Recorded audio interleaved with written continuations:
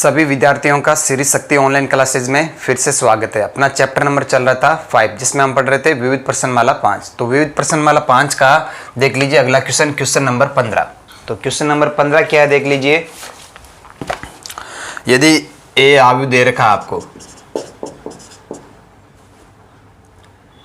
ए कोई आयु है, ये आपको दे रखा है 1 1 1 1 2 -3 2 -1 3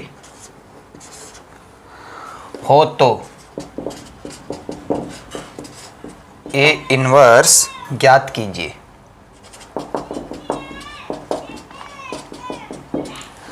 अब कह रहा है कि फिर इसी की सहायता से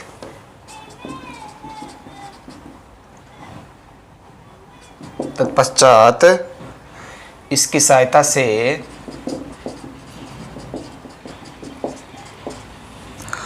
निम्नलिखित रैखिक समीकरण निकाय को हल कीजिए।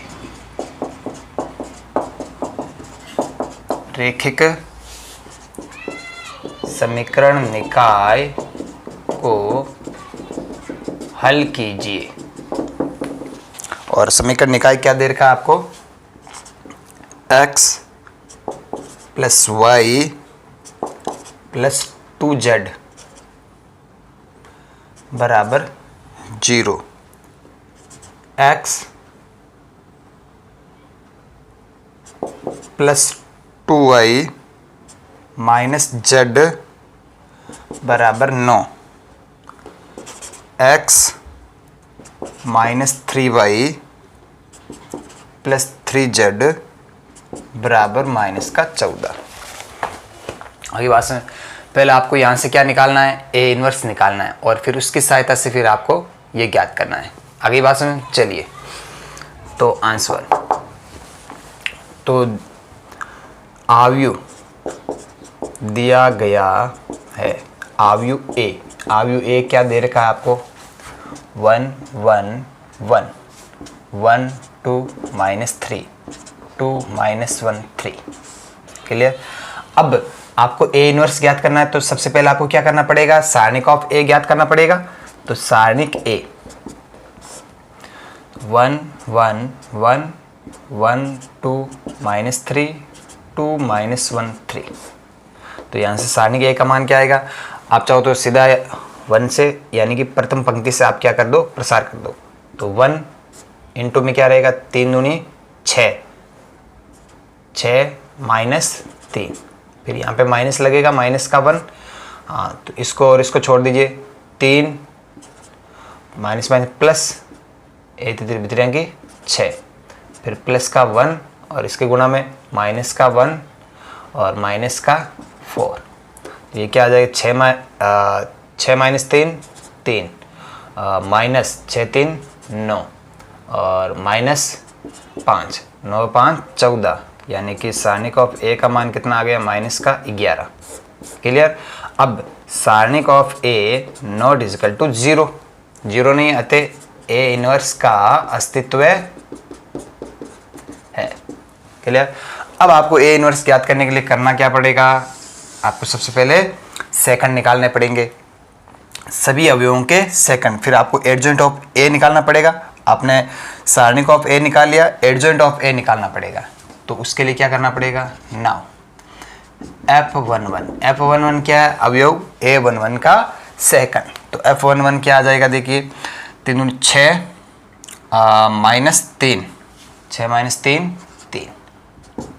F12 क्या आएगा, F12 यानी कि इस वाले अवयव के लिए तो माइनस का चिन्ह लगेगा और फिर इसको और इसको छोड़ दीजिए, 3 और माइनस प्लस 6 9, यानी कि माइनस का 9 क्या आ जाएगा, माइनस का 9।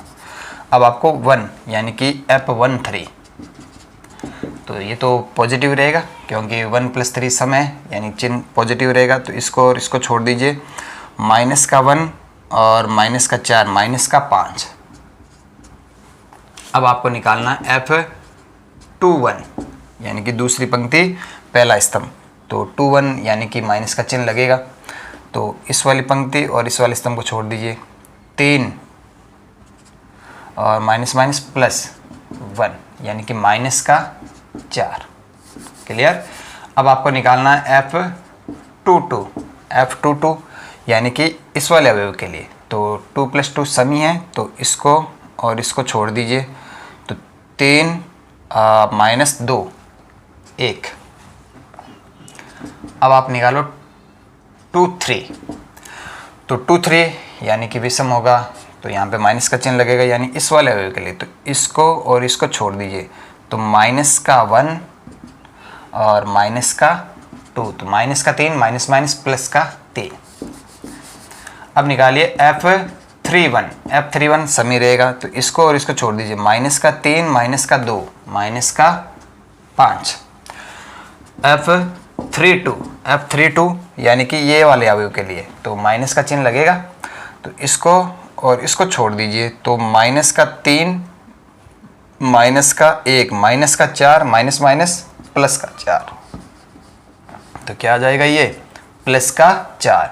और फाइनली F33 इस वाले अवयव के लिए, तो इस वाले अवयव के लिए क्या हो जाएगा ये 2 - 1 यानी कि 1। क्लियर। अब हम क्या करेंगे, सहखंडों का आव्यूह मान लीजिए क्या है आपका C, तो C क्या हो जाएगा 3 - 9 -5 माइनस का 4 1 3 और माइनस का 5 4 1, ये हो गया कौन सा सेकंडों का आव्यूह। अब आपको एडजॉइंट ऑफ ए ज्ञात करना है, तो एडजॉइंट ऑफ ए ये क्या होगा, जो सेकंडों का आव्यूह उसका ट्रांसपोज। तो यहाँ से एडजॉइंट ऑफ ए क्या आ जाएगा आपका, इसका ट्रांसपोज कर दीजिए, 3 - 9 -5 -4 1 3 -5 4 1, ये आ गया। अब आपको क्या निकालना है, देखिए एडजॉइंट ऑफ ए हमने निकाल लिया और सारणिक ए का मान हमने निकाल लिया। अब आपको निकालना है A inverse. Now A inverse वो क्या होता है 1 सारणिक ए इनटू एडजॉइंट ऑफ ए। तो यहाँ से ए इनवर्स बराबर क्या आ जाएगा 1 सारणिक ए का मान क्या -11 और इसको कर दीजिए 3 -4 -5 -9 1 4 -5 3 1, ये आपके पास में क्या आ गया ए इनवर्स आ गया। क्लियर। अब आपको ज्ञात क्या करना है, अब आपको ज्ञात करना है इस समीकरण निकाय का हल। किसकी सहायता से, ये ए इनवर्स आपने ज्ञात कर लिया, इसकी सहायता से ज्ञात करना। अब रैखिक समीकरण निकाय देखिए क्या है। नाउ समीकरण निकाय को आव्यूह रूप में लिखने पर, समीकरण निकाय को किसमें आव्यूह रूप में लिखने पर, तो क्या हो जाएगा ये 1 1 2 और 1 2 -1 और 1 -3 3,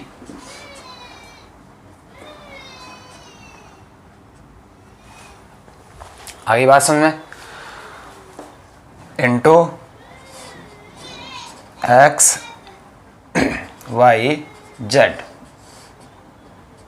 बराबर 0 9 -14। देख लीजिए इस समीकरण निकाय को हमने आव्यूह रूप में लिख दिया। आगे बात समझ में। अब देखिए इसको हम क्या मान लेते हैं, तो इसको यहाँ पे हमने सी तो इसको मान रखा है, चलिए तो इसको हम डी मान लेते हैं। तो यहाँ से डी इंटू ये क्या हो गया एक्स बराबर इसको क्या मान लेते हैं बी। आगे बात समझ में। दैट इम्प्लाइज यहाँ से एक्स बराबर क्या हो जाएगा डी इनवर्स इंटू बी, यानी अब आपको डी इनवर्स इसका इनवर्स ज्ञात करना है और बी आपको ये दे रखा है। आगे बात समझ। अब ध्यान से देखना इसको हमने क्या माना डी, ये वाला क्या है डी। इसमें और इसमें देखना क्या फर्क है, आगे बात समझ में। डी बराबर क्या है, ए का ट्रांसपोज है, देख लीजिए ध्यान से। ये डी जो है किसके बराबर है, ए का ट्रांसपोज कीजिए आप, तो 1 1 1, देखिए 1 2 -3 1 2 -3 2 -1 3 2 -1 3, यानी ये जो आयु है डी वो किसके बराबर है, ए के ट्रांसपोज के बराबर है। किसके बराबर है, ये जो ए है इसके ट्रांसपोज के बराबर है। तो यहां से फिर डी का व्युत्क्रम वो किसके बराबर होगा, ए के ट्रांसपोज का व्युत्क्रम। आगे बात समझ में। और ये तो हमने गुणधर्म पढ़ाई है, किसी के ट्रांसपोज का व्युत्क्रम किसके बराबर होता है, ए इनवर्स का ट्रांसपोज। आगे बात समझ। तो ये जो डी इनवर्स है, डी का व्युत्क्रम किसके बराबर होगा, ए के व्युत्क्रम के ट्रांसपोज के बराबर होगा। तो यहाँ पे ए का व्युत्क्रम ये रहा, इसका ट्रांसपोज आपको करना है, वो किसके बराबर होगा, डी के व्युत्क्रम के बराबर होगा। आगे बात समझ में।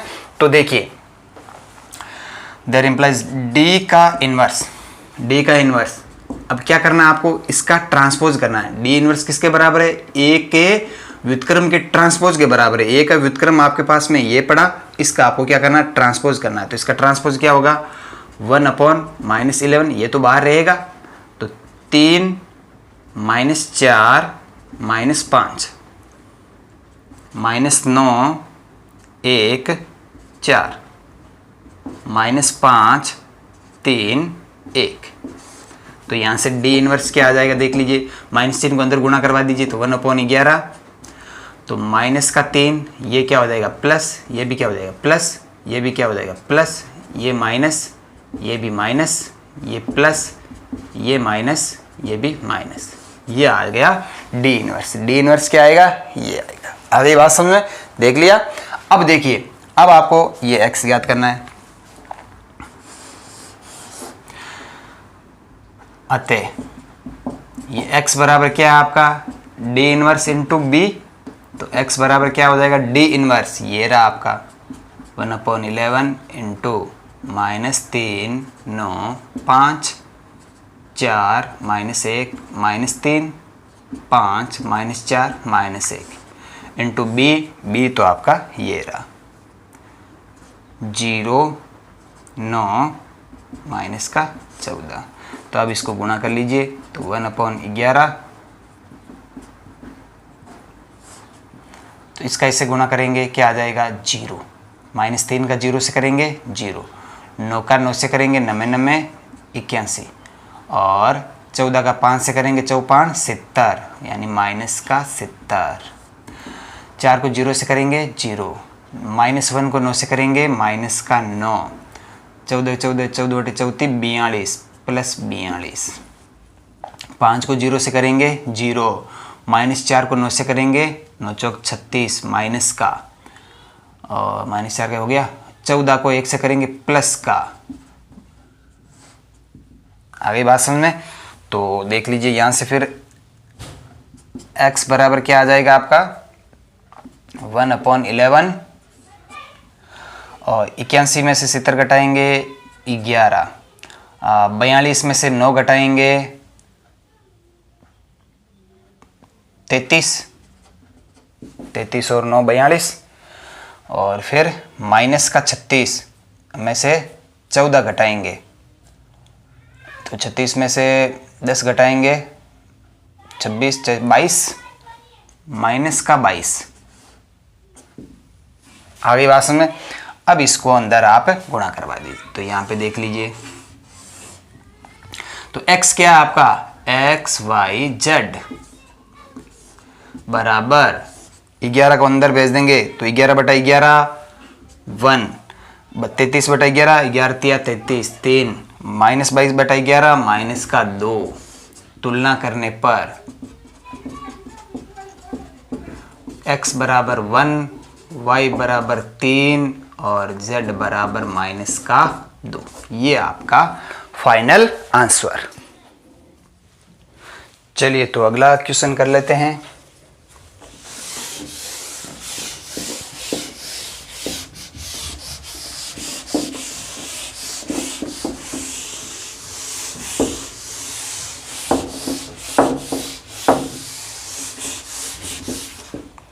नेक्स्ट क्वेश्चन क्या है आपका, देख लीजिए। क्वेश्चन नंबर 16 देख लीजिए क्या है कि यदि ए आयु दे रखा है आपको, A B C 1 plus B C upon A, ये आपको आयु दे रखा है हो, तो ए इनवर्स आपको ज्ञात करना है और दर्शाइए कि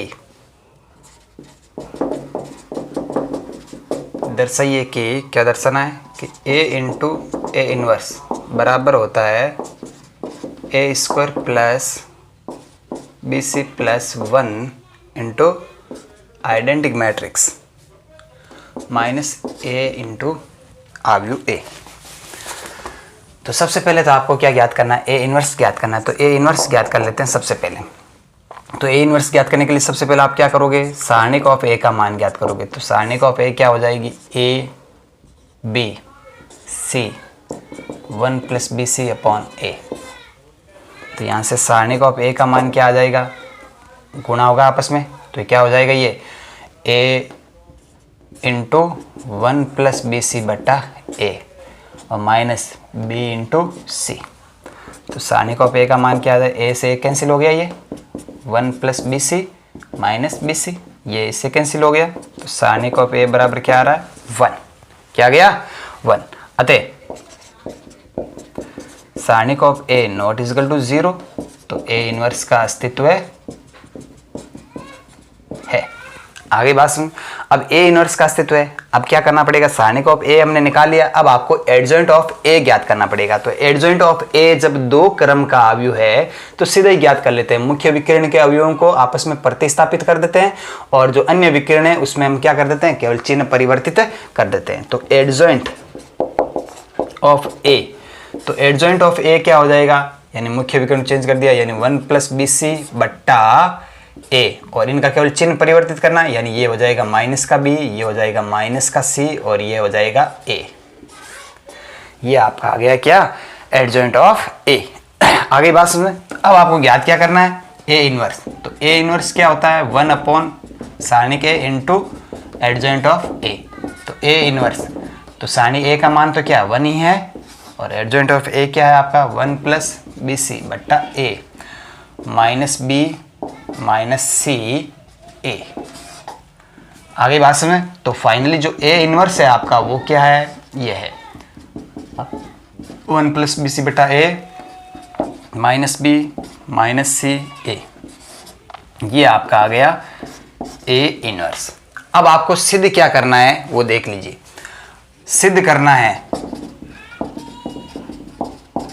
कि a इंटू ए इनवर्स बराबर ये, तो इसको मैं अगर इधर इस वाले पक्ष में लेके आ जाऊं, यानी a इंटू ए इनवर्स, ये वाला पक्ष इधर लेके आए तो क्या हो जाएगा, प्लस a इंटू ए बराबर A square plus B C plus 1 into identic matrix.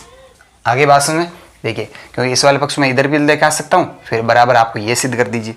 आगे बात में, तो अब देखिए, तो लेफ्ट हैंड साइड लेके देख लीजिए। नाउ a इंटू ए का इनवर्स प्लस a इंटू ए, तो बराबर क्या होगा, तो a और a इनवर्स क्या है आपका, ये रहा 1 प्लस बी सी बट्टा a minus B minus C A plus a into A, आयु a क्या है, ये रहा a b c 1 plus B C बट्टा a। अंदर गुणा करवाएंगे तो क्या हो जाएगा, ये a से a कैंसिल हो गया, 1 प्लस बी सी। आगे बात समझ में, और माइनस ए से गुणा होके माइनस ए बी, इसे गुणा होके माइनस ए सी और ए इसे गुणा होके ए स्क्वायर प्लस क्या हो जाएगा, A into A square A B A C और ए से ये गुणा कैंसिल हो जाएगा, 1 प्लस बी सी। अब जोड़ लीजिए क्या आ रहा है, 1 प्लस बी सी प्लस ए स्क्वायर, दोनों को जोड़ेंगे और इधर minus a b plus a b 0, minus a c plus a c 0, a square plus 1 plus B c, यही आ रहा है। अब देखिए क्या बाहर आ रहा है common, 1 plus 1 plus B C plus ए square, 1 plus B C plus ए स्क्वायर बाहर आ रहा है, क्या बचेगा अंदर 1 0 0 1, 1 प्लस बी सी प्लस ए स्क्वायर इंटू ये क्या है आइडेंटिक मैट्रिक्स। आगे बात समझ में? तो फाइनली आप लिख सकते हो अतः A into A inverse plus A into A बराबर क्या आया A square plus B C plus 1 into identic matrix. देख लीजिए आगे बात समझ में? तो ये आपका क्वेश्चन नंबर 16। चलिए तो अगला क्वेश्चन कर लेते हैं।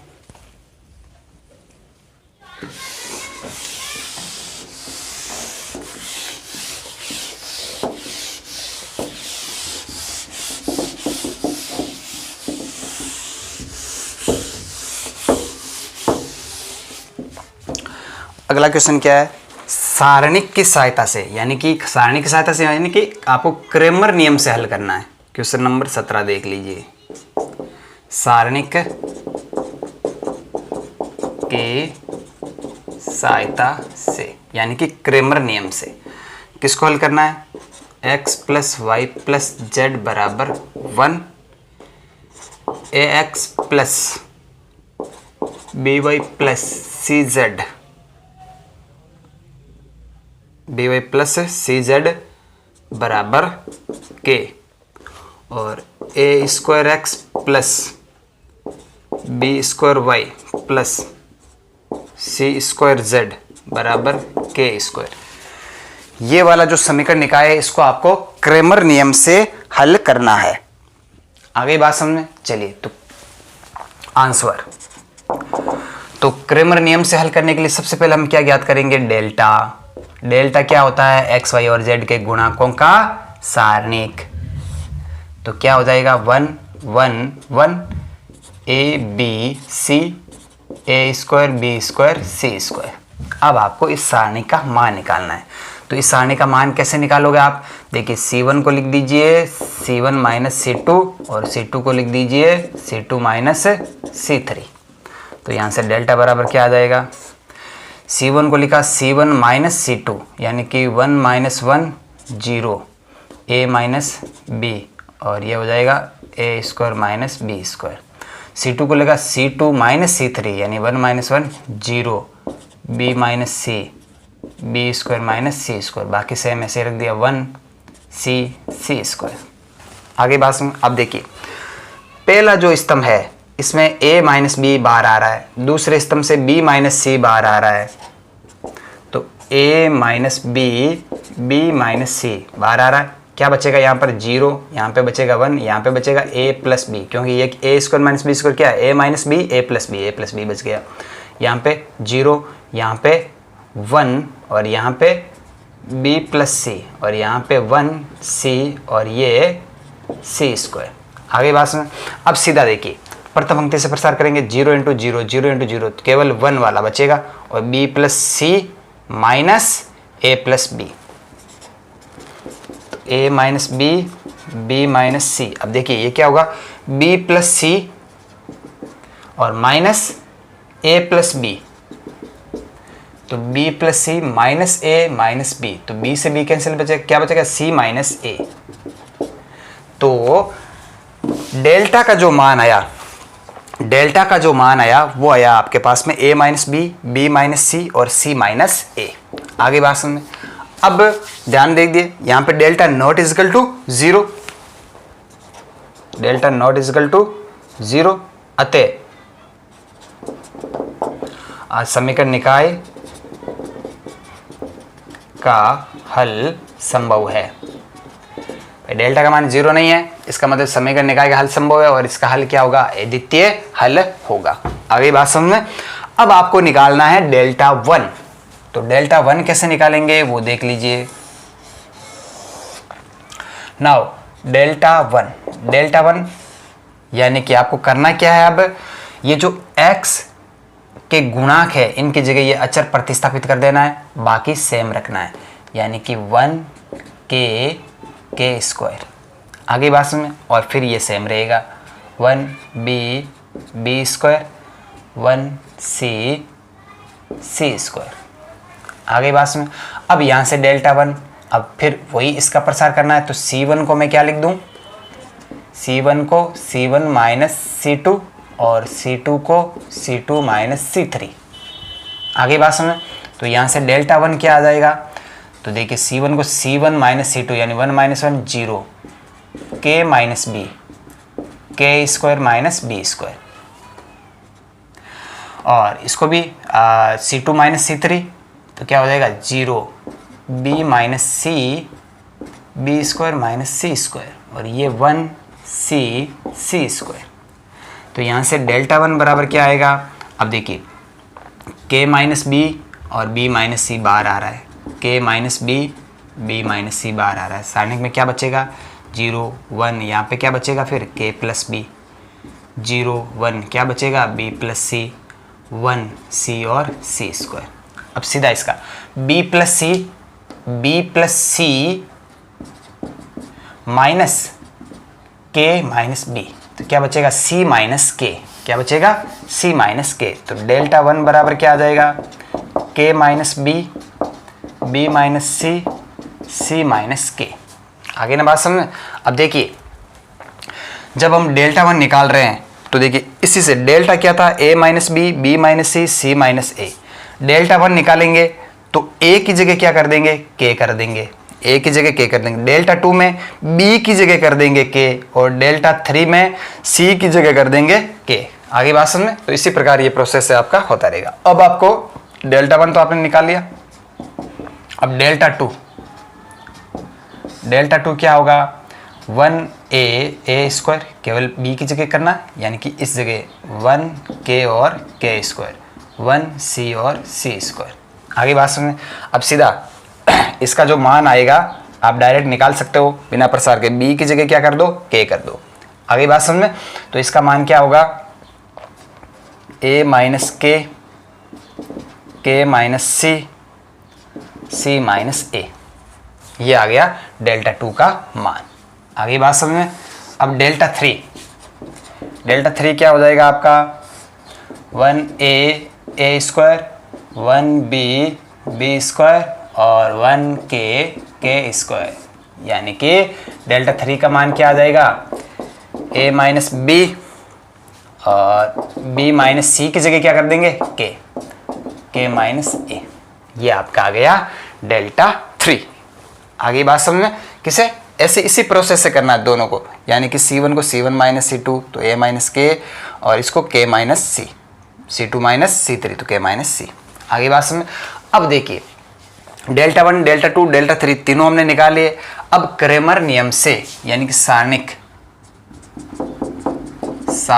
की सहायता से कोष्टक में लिख दीजिए क्रेमर नियम से निकाय का हल x बराबर क्या होता है डेल्टा 1 बटा डेल्टा, y बराबर डेल्टा 2 बटा डेल्टा और z बराबर डेल्टा 3 बटा डेल्टा। आगे बात में। तो x बराबर क्या हो जाएगा डेल्टा 1 का मान ये रहा आपके पास में K minus B minus C minus K बट्टा डेल्टा का मान क्या है A minus B minus C minus A।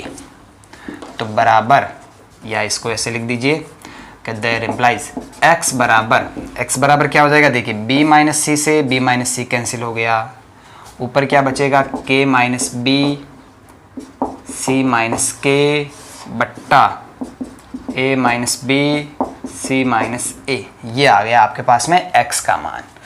y का मान डेल्टा 2 ये रहा आपके पास में A minus K minus C minus A बट्टा डेल्टा का मान A minus B minus C minus A। That implies यहाँ से y बराबर क्या कैंसिल हो रहा है C माइनस A कैंसिल हो रहा है, तो क्या बचेगा A minus K minus C A minus B minus C, ये आपके पास में आ गया y का मान, x का मान, y का मान। अब फाइनली z क्या होता है डेल्टा 3 आपके पास में ये रहा A minus B minus K minus A बट्टा A minus B minus C minus A. क्या कैंसिल हो जाएगा? ए माइनस बी से A minus B. That implies Z बराबर क्या आ जाएगा? B minus K minus A बट्टा B minus C minus A. ये आपके पास में आ गया जेड का मान। तो ये है आपके पास में एक्स वाई और जेड की वैल्यू सारणी की सहायता से। तो आज की क्लास में इतना ही, बाकी पढ़ेंगे हम कल की क्लास में। तो अधिक से अधिक यूट्यूब चैनल को शेयर कीजिए, सब्सक्राइब कीजिए। कोई चीज़ समझ में नहीं आए तो कमेंट बॉक्स में ज़रूर लिखिए। धन्यवाद।